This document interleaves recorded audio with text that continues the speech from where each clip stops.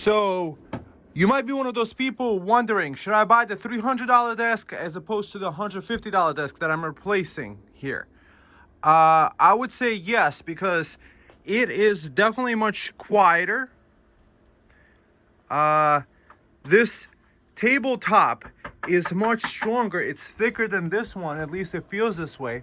See the thickness of this one and see the thickness of that one. The finish might be nicer. I still recommend GlassTopsDirect.com for the glass top. And so I'm moving everything over. And what's nice about this desk is that the motors, they're built into over here.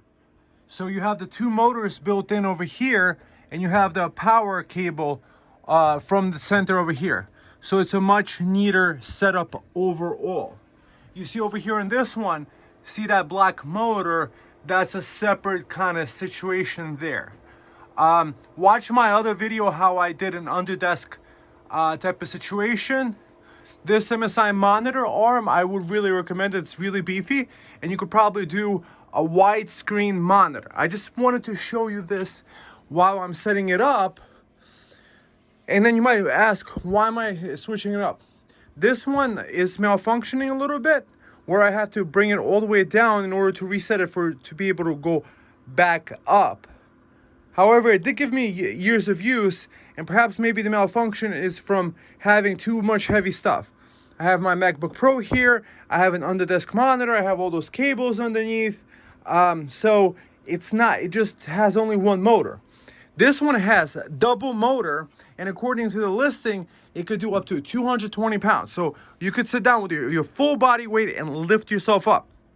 Also, what I like about this desk is this upgrade over here is being able to program a standing position and a sitting position, which I haven't programmed yet, and a couple other positions.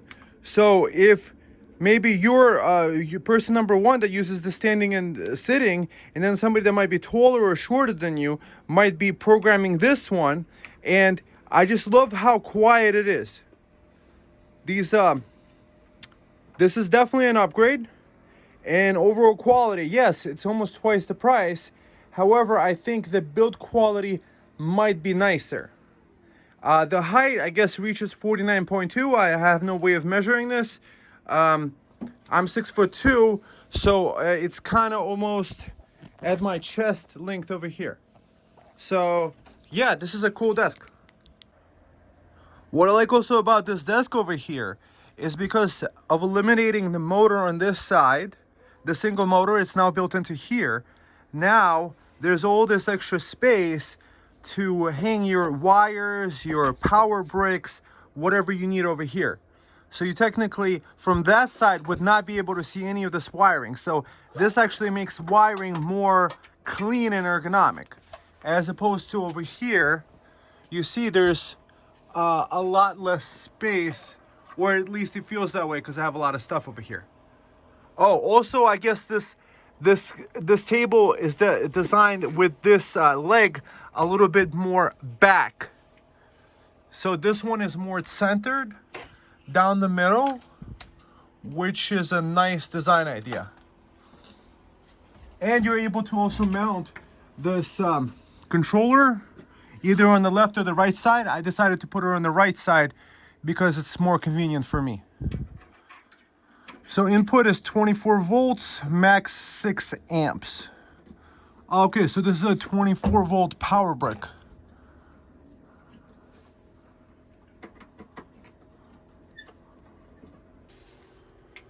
So this is the glass top from GlassTopsDirect.com. This is a 24 by 48 glass top that goes right on top.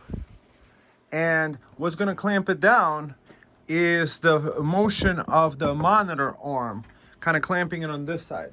Because on this over here, on this side over here, you see I put these little non-moving little circle things that keeps this a good, because this one doesn't have any monitor, so this keeps it from swaying. So with a nice clean, I highly recommend glass top surfaces because this keeps your desk from messing up. See, over time, if you could see over here, these little scratches from working on the desk, however, that wound up keeping this desk over years of use, it's probably 2 or 3 years of use, there's no like scratches on this desk whatsoever. You see that? So that keeps your desk nice and clean.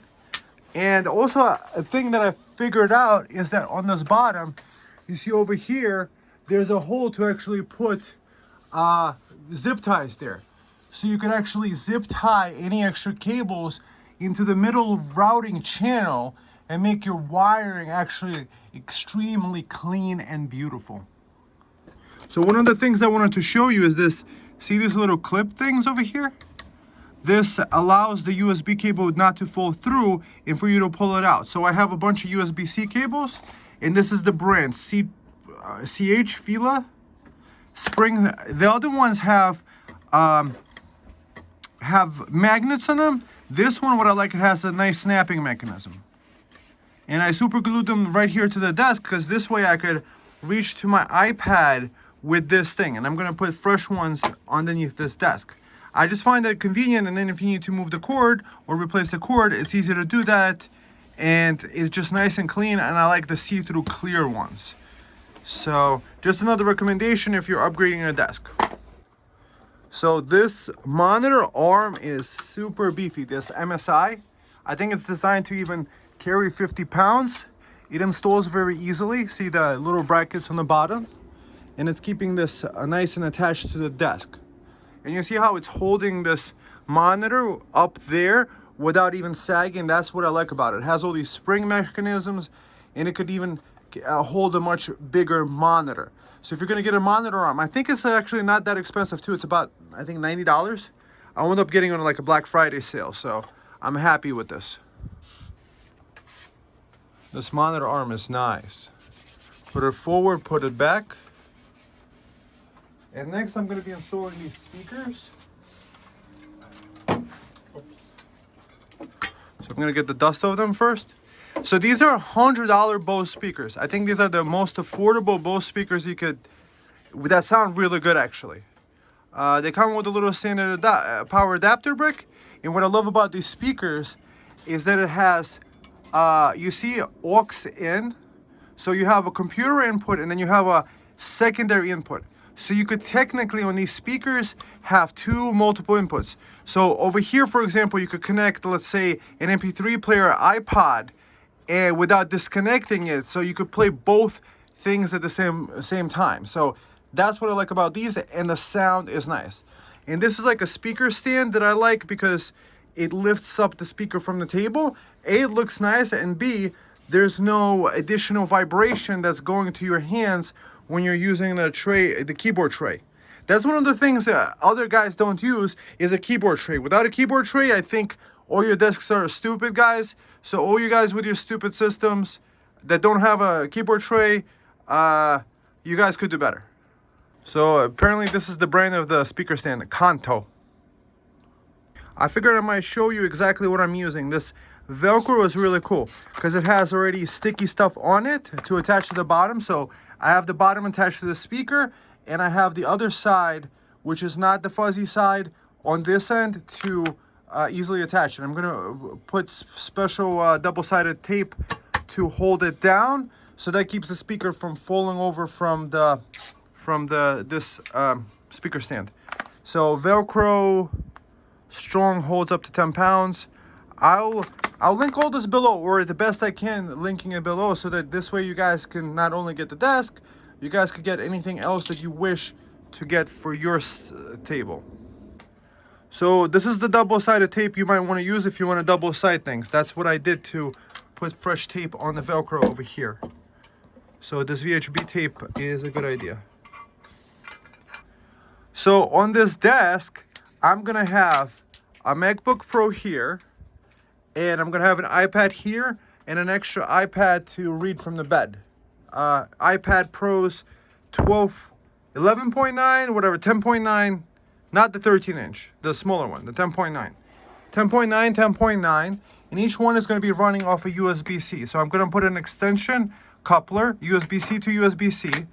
And to power all that, I'm going to be using this universal AC adapter. This is designed for a car that has 12 to 24 input, and this guy gets plugged into power delivery over here, and wired Ethernet for the internet is going to be plugged in here. And that is going to be plugged in to my power bank over here, 12-volt battery. So the 12-volt battery powers this guy up, and that powers and gives internet to the Mac Pro, the iPad, and this thing could do power delivery up to 80 or 90 watts. This guy could do 100 watts power delivery output. And so I'll be able to charge and get internet on the iPad all at once at the desk. So a computer, so the PC is underneath there. That's a gaming computer with a 3090. And iPad, MacBook Pro. So these run off USB-C. And then there's going to be an extra cord over here, a USB-C cord, that I might want to attach another USB-C laptop or another iPad or anything else that uses USB-C and can get both internet and that at once. So for me, the benefit that I get is that I don't have to have the Wi-Fi while I'm sleeping affecting my sleep and affecting possibly my health, because there's a book called The Invisible Rainbow. Get it on Audible, and it teaches you, and it talks about how technically, according to the studies, the scientific evidence shows that there was no such thing as heart disease or even possibly diabetes before there was all this electrification, all these electricity wires running into people's houses. I think specifically AC electricity. DC electricity I trust because there's no 60 hertz wave. It's a 60 hertz wave that could get inside the body and could create currents inside the body. Our body has electrical signals going through it. I'm moving my hands. My brain is sending electrical impulses through my nerve endings. So imagine you have all these AC appliances that are creating electrical fields inside it, or the Wi-Fi device is going right through your body to your device, creating these extra currents and creating even things like heart disease in people that people used to not suffer from. So DC is the way to go, and that's the way I prefer to do it, so that I don't have Wi-Fi 24/7. Plus, the connection is more stable, and this is fast. A 2.5 gigabit. I mean, you need like a Wi-Fi antenna the size of Texas in order to give you as fast speed as this. And plus, different Wi-Fi routers at different places in your house, you would get drop signals anyway. So I might as well have the best signal possible. Plus, I'm charging the device at the same time. So it's a win-win-win, especially in the bedroom. So for me, I like quietness. See down there, that gaming PC, that has a fanless cooler. There's no fan on that. That's a passive cooler. So the 3700X is completely cooled down without any fan. So I don't have to hear noise, especially if I forget to turn off my computer, or if, let's say, I'm doing a video processing. I don't want to hear it. I'm lying down taking a nap. I don't have to hear it. And you guys might be hearing it, so I'm just sharing my tips with you guys. This is about myself. I'm not sponsored. I'm just a tech enthusiast just like you guys. So if you haven't thumbed up yet and subscribed, do it now. And perhaps also check out my other videos afterwards, or check out the links to these different things that could make your life better. That's the idea. This is the lifestyle. We're improving our lifestyle one being at a time. So if you're up for that, thumb it up. I just wanted to mention this. You don't have to use this. This is for more advanced, because I have a battery pack. So I can connect to a battery pack. And this takes between 12 and 24 volts. So it allows you to connect to like a car battery or a lithium iron phosphate battery. But you guys, if you're going to be doing this at home, is you could just get this 100-watt power brick, right? That could charge a MacBook or whatever, and plug in the USB-C to the PD input on this side. It says PD delivery in, and achieve the same effect. So just wanted to mention that, you don't have to make it more complicated. There's just different ways. This converts the AC plug electricity to the 100 watts DC 20 volts for the 100 watts. And this takes DC electricity, which is inside batteries, and converts it back up to the DC. It takes it from the 12 volts and upgrades it to 20 volts for the 20 watts. 20 volts this might take. Or it might take a different delivery standard too, because this works with an iPad, which might take 12 volts.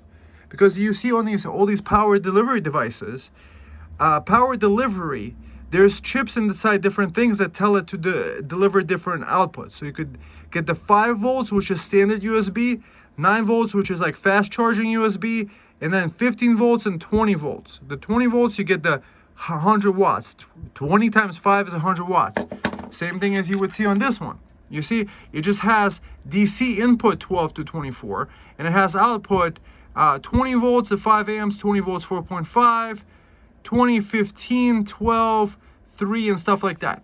So that's a moot point. The point is this thing, depending on the device that's plugged into it, is going to read the power delivery chip, and it's going to ask either this device or this device, hey, which power standard do I want? So you could have all these power bricks technically with this like set up over here, like where it's out of sight, out of mind, or maybe inside here, and have the USB-C hubs other places. I'm just trying to figure this stuff out for myself too. So this is basically a USB 4 coupler. One of the things also to know is that sometimes couplers are not all made the same. See, this one says 40 gigabits a second, so it could actually do the fast transfer speed. So this guy is going to be maximum 10 gigabits a second. However, sometimes they make couplers that might be slow. So you want to go for the faster ones. It says 240 watts to 40 gigabits. The more important thing is the 40 gigabits a second. This one I really like because it just snaps on. I think they all kind of snap on, and this allows you to use a nice extended cable. However, sometimes you need the polarity that it's connected. You need to switch it up, because if you have it plugged in, let's say this side to this side, or as opposed to other side to the other side, you might have the slower USB 2.0 speeds. How do you know this? Do a network test. Try transferring over a big file and see if this thing is giving you, let's say, 250 megabytes a second.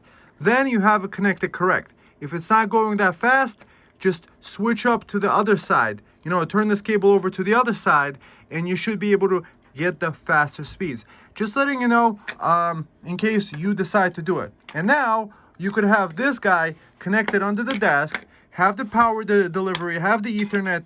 Maybe if you're doing a connection of a MacBook to a PC monitor, you could connect it to over here.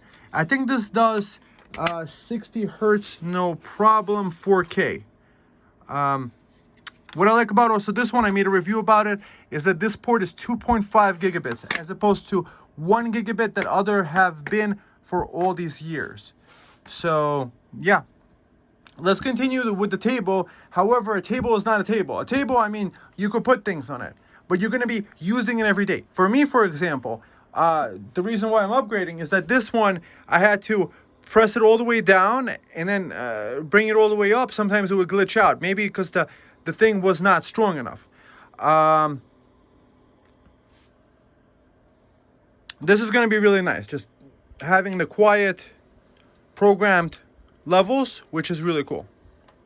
You see this over here, installing this magnet. So this is a board I got from Home Depot. It was a 16 by 48, and we needed to cut it down, and we used a bracket that ordered from Amazon, which is the best one. I did it in my previous desk review. I linked to it, and having this magnet over here allows it to kind of stay closed to the leg, which is metallic. And this is the underneath, drawer. This is the desk drawer. So for the previous had to be cut over here because that's where the leg was up to here. Now it's a little bit deeper and down because it's more towards the center. So it's going to be like this. So this keyboard tray is really awesome. I'm test fitting it. So it locks into place with the magnets. And then what's also nice about this one, this is the only bracket on Amazon that it gives you enough space to actually fit your hand and type with it closed up. So you could be having like a cup of coffee here, or if you're doing a studying, you could have your book here, doing the research, and then move out and type on your keyboard like this. So the setup is pretty nice. And I highly recommend it. Having this over here, having enough keyboard space under this. So if you want to work standing up, you could press that. Sitting down, I have to figure out how to program that. So far it's coming out really good. So I came up with a design idea to take a piece of wood about this thickness of this guy, to put it over here to give it a little bit more space above the keyboard, because I often type with the keyboard tray closed up underneath the desk. So that's going to be more convenient to do that little custom modification now than having to do it later, which might be harder to do while I'm setting it up.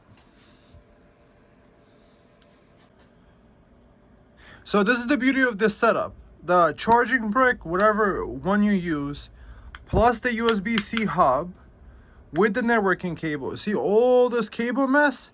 That could be attached underneath the thing. And you see with this coupler, I used the fast gear USB-C 3.2 Gen 2 by 2.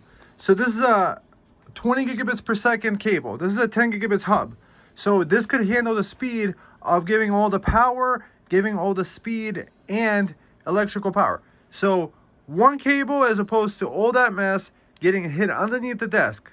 So either way you need to charge up your MacBook. Either way you need to charge up your iPad. Either way you need to charge up your Samsung. And this 90-degree fast gear cable is really awesome. This is the ones that I use. So all this stuff is going to get hidden, including the networking cable underneath the desk where I won't see them, and the only thing I'll be able to interacting with is this guy connected to my MacBook Pro or my iPads or whatever other device that could take power from USB-C, or even if it doesn't need power from USB-C, I could just use this to connect to the network too.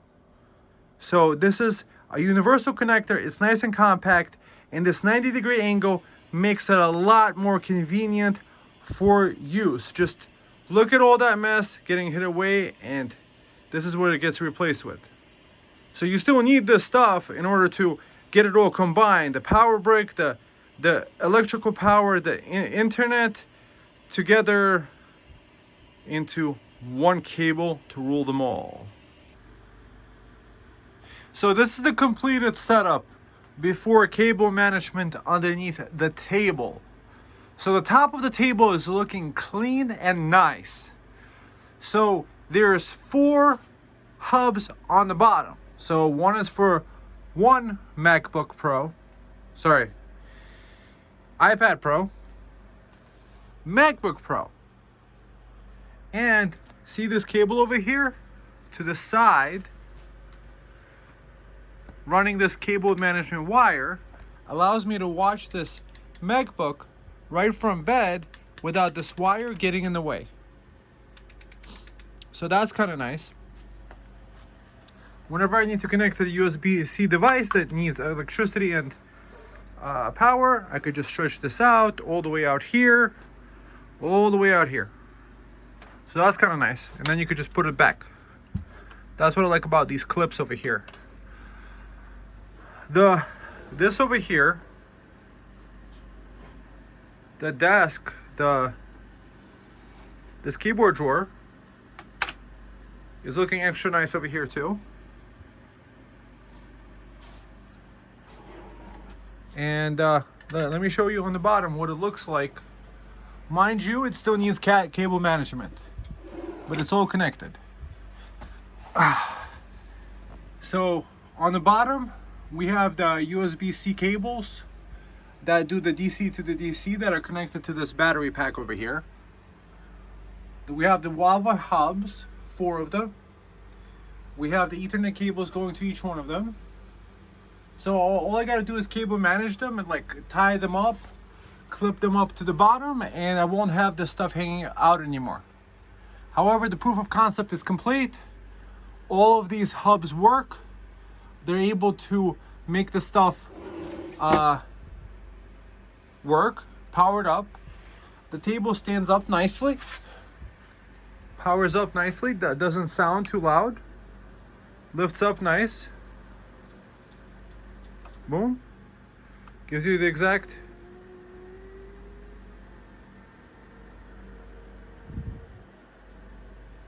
So that looks nice. So overall, this is my desk upgrade from the previous desk to this one. I just got to figure out how to program these standing and sitting buttons, and I'm going to be able to seamlessly switch between the standing and the sitting. And then for friends and stuff like that, for other members of the family that want to use the table, I could just have these, or they could just adjust it a little bit from the standing to the sitting, however they wish.